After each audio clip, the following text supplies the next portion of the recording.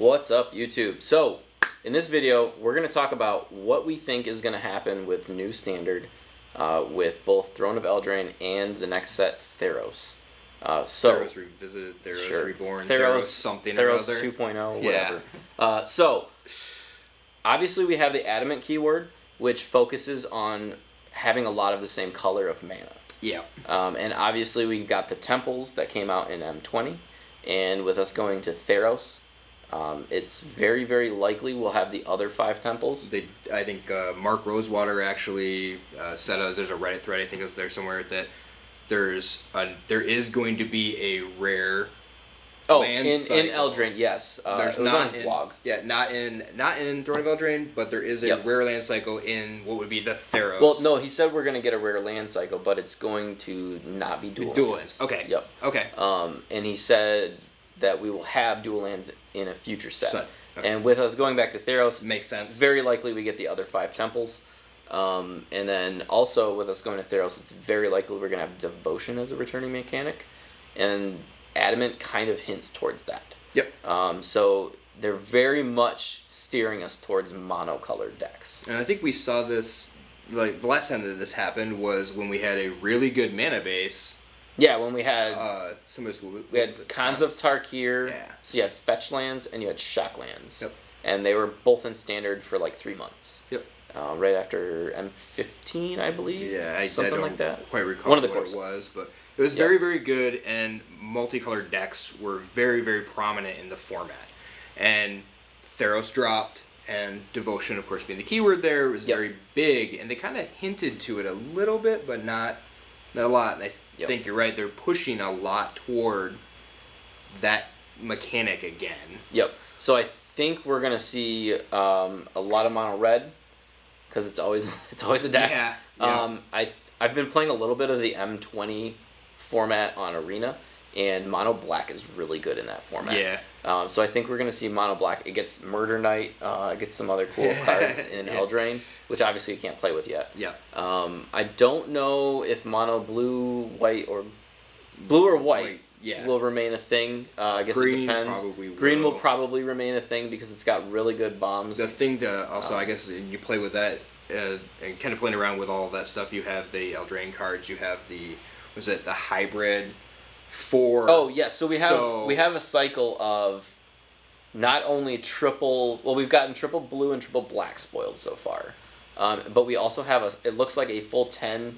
That's what it looks like it's going to be hybrid. Where it's 4 of a hybrid symbol. Yeah. So you got 4 Izzet or 4 Boros or whatever they be. It looks like we're getting a full set of 10 of those. So and you also have like a 4 or 5 mono green creature, and so there's a lot that's leading to that. And it's very interesting because you have the triple mana cost stuff, and we're losing the triple mana costed cards from Dominaria. Yep. And they don't normally bring that stuff right back. Stuff that's set up like that. So there's a lot of little things that hint towards Devotion being the Theros mechanic again. So, with that being said, after rotation here in I guess it's 3 weeks. Yeah, we're recording this after FNM. Yeah. So in 3 weeks we're gonna have rotation. We're gonna lose the check lands. Yep. From Ixalan. Yep. And they were just Ixalan, right? No, some of them were in Dominaria. Yeah. Weren't they? Yeah, whatever they were in. Yeah, they were 19. Yeah, I think they were Dominaria. It's all for us, Yeah. Yep. So we're gonna lose 10 check lands.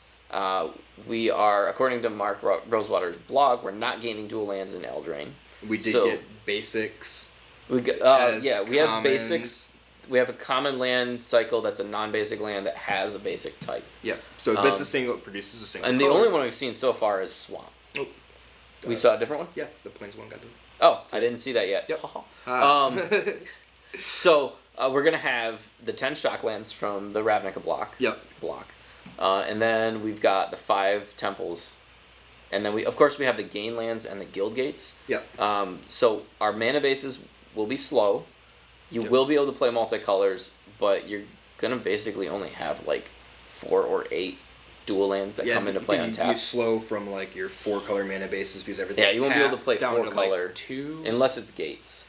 Yeah, okay. I could see gates still playing 5 or 4 colors, forcing you basically into monocolored, right? Yeah, or dual. So you could still run like Gruul. You'd still have 4 stomping grounds. Yeah. So the 3-color wedges from the cons block, so like Sultai, Abzan. Mardu, Abzan, Temur, what's the last one? I don't even remember. Doesn't matter. Yeah. Those will actually have slightly better mana base because they have the temples that correspond to those colors. Whereas the Shards of Alara wedges don't have that extra dual land. So those mana bases will probably be too weak to really play. They won't be very consistent. But your cons wedges will actually be playable. They'll come to the top of the wedge list, if you will. Yeah, so it's not likely Esper Hero's going to keep... I'm not going to keep playing it because mana base won't be very good. Or I might. I don't know. Probably will. He will. So, don't really have much prediction for decks. I've been kind of toying with playing a Temur control deck. I really like the 3-mana Chandra, being able to flashback spells. And having Oko in the deck would just be fun. So you can use like Chandra's Triumph, 3 damage to anything. We are losing Lightning Strike, so you have to find a replacement for that. If you're running Chandra Planeswalkers, now you can take out 5 toughness creatures or Planeswalkers. Yep. And Oko makes everything a 3/3. So you can hit it with the Chandra's Triumph to kill it. So I think there's something there. We'll see if it gets play. What have you been brewing with? I actually started thinking...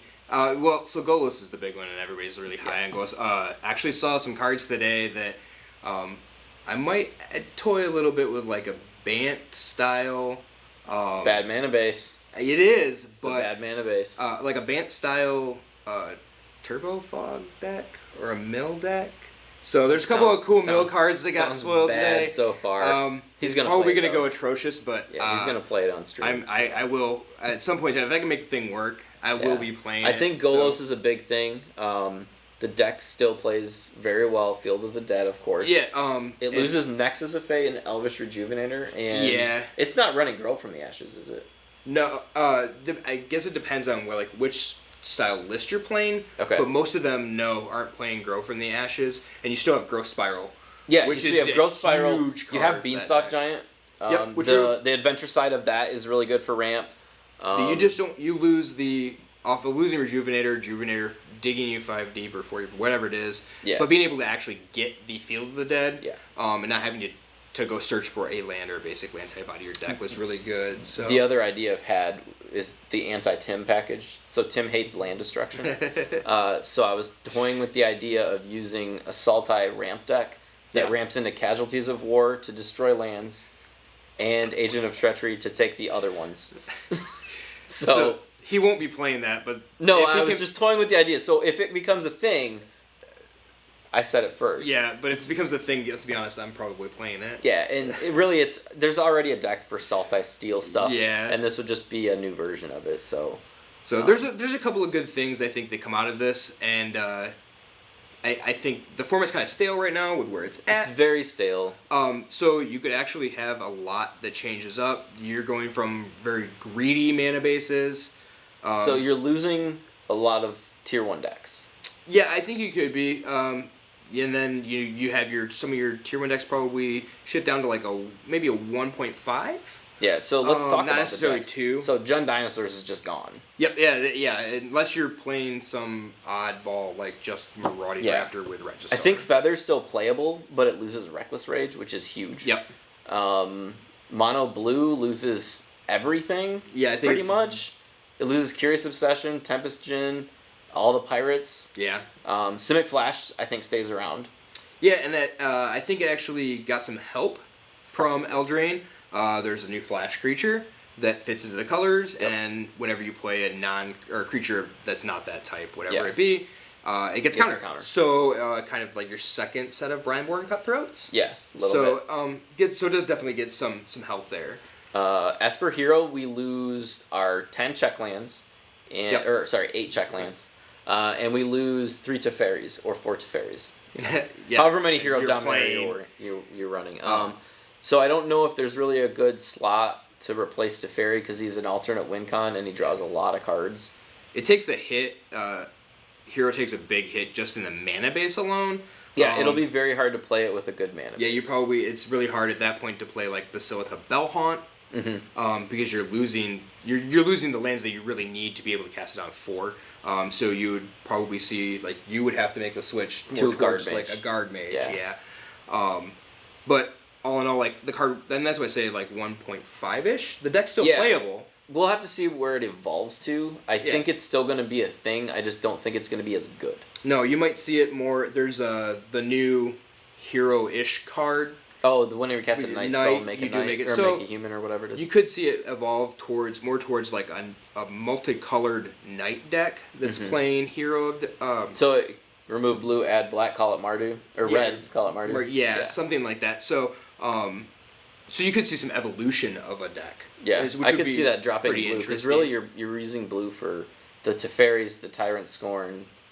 And you could go back also to Lich. Like say when Last Standard came out, you had Grixis, and Grixis was the premier deck right then and there, and it strictly splashed white for Teferi. Yeah. So you could also see like a Mardu Knights that splashing blue for little Teferi. I don't think you even need it, to be honest. You probably don't. I don't think you would. I'm sure you'll see some people that kind of toy with that. Yeah, try it. What other decks do we have in the format? I mean, mono red is gonna still be a thing. Yeah, and it got some cards that kind of replace some of the things that it's losing, and things like Experimental Frenzy still stick around. You still have the Chandras, so they definitely will. It'll be interesting to see if Grixis can be played. You might have to wait until Theros comes out. Yeah, you do lose a Bolus. That doesn't matter. So. Yeah, but Looping Bolus is great. I mean, Looping Bolus is really good. I've been playing with a Grixis mid-range list in the Arena M20 format. Okay.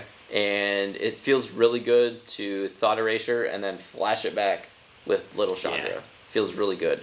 But again, you're requiring double red, black, blue, triple black, whatever it be. Yeah. So the mana base is going to be really tough to make that work until we get the other set of dual lands, which will probably be Temples and Theros. So you're another 3 months or 3 months something away? Yeah, it's usually January release, I think. Something like that, yeah. Yeah, so we can't really obviously predict what decks are going to be played yet. We're still 2 weeks from pre-release as of recording this video, so 3 weeks for new standard.